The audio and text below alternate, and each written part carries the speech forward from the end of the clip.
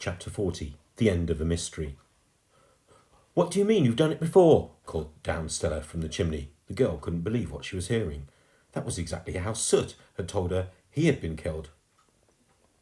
"You might as well know it was me who made my baby brother, your Uncle Herbert, disappear all those years ago," said Aunt Alberta from the fireplace of the dining room. "Of course," said Stella, almost to herself. What happened to the baby had remained a mystery for over 3 decades.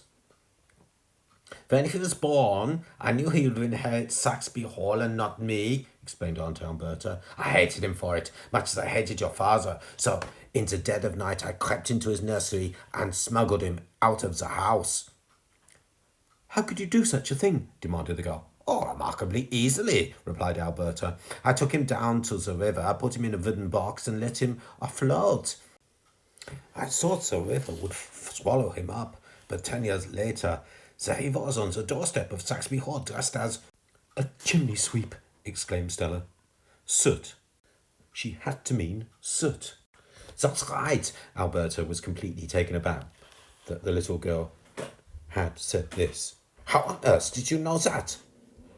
"Because the ghost of the chimney sweep haunted this house." "Ghosts aren't real, you stupid little child." "Yes, they are, and that's who has been helping me." "You're completely delusional." After everything, still the woman refused to believe. Soot had been right. Grown-ups' minds were too closed to believe in anything other than the here and now.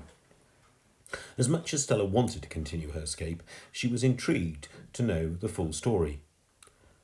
How did you know that the chimney sweep was your baby brother?" "Because he was the image of my other brother, Chester, your father, shorter and skinnier, all right. The little urchin had grown up in the workhouse, living on scraps of food, but he was an absolute spit of Chester, and this revolting, stinking little urchin kept on saying he felt like he'd been to Saxby Hall before. It's only a matter of time until the rest of the family worked out who he was too, so I waited until he had crawled up the chimney to clean it, and then I lit the fire below." "You're a monster." "Oh, the best part of it was I let one of the servants take the blame." "Soot is really my uncle," thought the girl. This was explosive news. "That boy is the rightful heir to Saxby Hall," she exclaimed.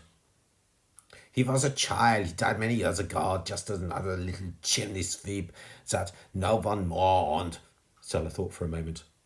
"My mother, my father, my uncle. How many more people are you going to murder?"